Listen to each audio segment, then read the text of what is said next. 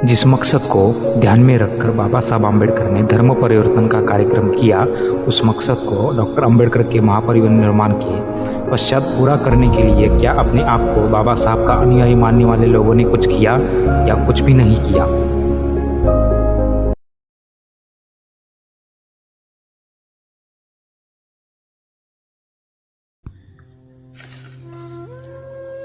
Doctor बाबा साहब आम्बेडकर के माध्यम से सन 1956 में अपने लाखों अनुयायियों के साथ व्यापक स्तर पर बौद्ध धर्म की दीक्षा ग्रहण की गई। अशोक विजयादशमी के दिन बाबा साहब आम्बेडकर ने नागपुर में अपने लाखों अनुयायियों को बौद्ध धर्म की दीक्षा दी। जिस दिन यह समारोह हुआ उस दिन 14 तारीख थी। शायद हो सकता है उस साल विजयादशमी 13 तारीख, 12 तारीख या 11 तारीख को भी आ सकती थी। यद्यपि डॉक्टर बाबा साहब आम्बेडकर ने 14 तारीख को अपने अनुयायियों को बौद्ध धर्म की दीक्षा दी हो, वह दीक्षा 14 तारीख का महत्व ध्यान में रखते हुए नहीं, बल्कि इस कार्यक्रम को अंजाम देने के लिए डॉक्टर बाबा साहब आम्बेडकर ने अशोक विजयादशमी का दिन चुना था।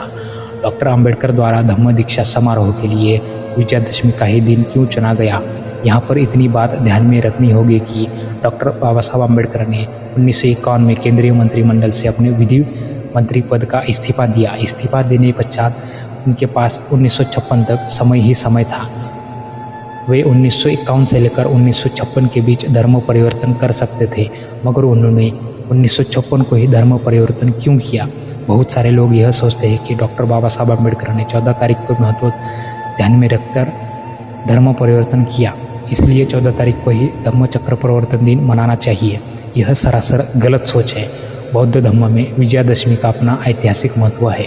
1956 में अशोक विजयादशमी को 2500 साल पूरी होने जा रहे थे। डॉक्टर आम्बेडकर मूल निवासी बहुजनों को उस विरासत के साथ जोड़ देना चाहते थे।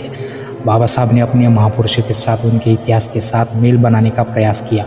जो धर्म परिवर्तन का कार्यक्रम डॉक्टर आम्बेडकर के माध्यम से संपन्न कराया गया, वह इतिहास की एक बहुत बड़ी घटना थी। विजयादशमी भारत के इतिहास का इतना बड़ा दिन था कि उस दिन को लोग त्यौहार के तौर पर मनाते थे। पुष्यमित्र शुंग के द्वारा की गई प्रतिक्रांति के संबंध में बाबा साहब 6 जून 1950 को कोलंबो में दिए गए अपने भाषण में कहते हैं कि ब्राह्मणी शासनाधिकार की एक बहुत बड़ी घटना मौर्य साम्राज्य का पतन होने में दिखाई देती है। भारतीय इतिहासकारों ने इस महान घटना को महत्व नहीं दिया। यह खेदजनक बात है। मूलतः यह भारतीय इतिहास की सबसे बड़ी घटना है। अंतिम मौर्य सम्राट महाराज बृहदत्त का सेनापति पुष्यमित्र नाम का एक ब्राह्मण था। पुष्यमित्र का गुरु पतंजलि था। पतंजलि ने बौद्ध से ही योग विद्या ग्रहण की थी, किंतु बाद में वह बौद्धों का दुश्मन बना।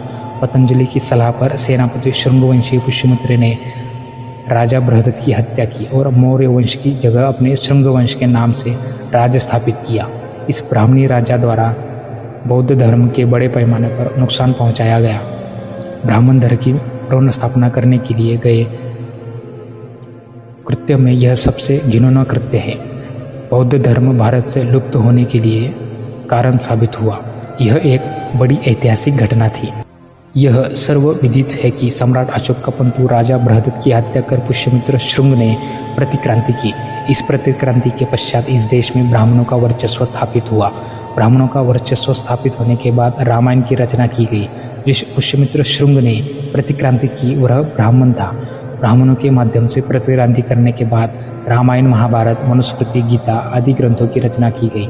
रामायण में राम और रावण के बीच संघर्ष की कहानी है। यह कहानी प्रतिक्रांति के बाद पुष्यमित्र को राम के रूप में नायक के तौर पर सामने रखकर लोगों के सामने प्रस्तुत की गई। जिस दिन विजयादशमी का त्यौहार मनाया जाता है, उस दिन को ब्राह्मणीकरण कर ब्राह्मणों ने विजयादशमी के महत्व को समाप्त करने के लिए एक वैकल्पिक कार्यक्रम खड़ा कर रावण दहन की परंपरा शुरू की गई। और ख़ास बात यह है कि रावण दहन के माध्यम से अपने पुरखों को जलता हुआ देख हमारे लोगों को काफ़ी खुशी होती है, क्योंकि जब कोई मनुष्य भक्त और उपासक बनता है तब उसे बताया जाता है कि सच्चा भक्त एवं उपासक वही होता है जो बगैर किसी फल की आशा किए शरण जाता है। और ख़ास बात यह कि जो लोग शरणागत होते हैं वे कभी विचार नहीं करते। विचार तो सही मायने में वो लोग करते हैं जिन्हें भक्त शरण जाते हैं। तात्पर्य में इतना ही कहना चाहेंगे कि डॉक्टर बाबा साहब आम्बेडकर ने धर्म परिवर्तन के लिए विजयादशमी का दिन चुना। जिस दिन धम्म दीक्षा समारोह हुआ उस दिन 14 तारीख थी। वैसे तारीख तो कोई भी आ सकती थी और बाबा साहब कोई सामान्य कार्यक्रम नहीं कर रहे थे। भारत के इतिहास की एक महत्वपूर्ण घटना और इसलिए बाबा साहब ने उस ऐतिहासिक घटना को अंजाम देने के लिए विजयादशमी का दिन चुना। किंतु हमें यह बात कतई नहीं भूलना चाहिए कि विजयादशमी का दिन एक ऐतिहासिक दिन था और डॉक्टर अंबेडकर के माध्यम से हाथ में लिया गया धर्म परिवर्तन का कार्यक्रम भी ऐतिहासिक कार्यक्रम था। आज के 55 साल पूर्व डॉक्टर बाबा साहब अंबेडकर ने अपने लाखों अनुयायियों को बौद्ध धर्म की दीक्षा प्रदान की। जिस मकसद को ध्यान में रखकर डॉक्टर बाबा साहब अंबेडकर ने धर्म परिवर्तन का कार्यक्रम किया, उस मकसद को डॉक्टर अंबेडकर के महापरिनिर्वाण के पश्चात पूरा करने के लिए क्या आपने अपने आप को बाबा साहब का अनुयायी मानने वाले लोगों ने कुछ किया या कुछ भी नहीं किया, इस बात को हमें निश्चित रूप से समीक्षा करनी होगी।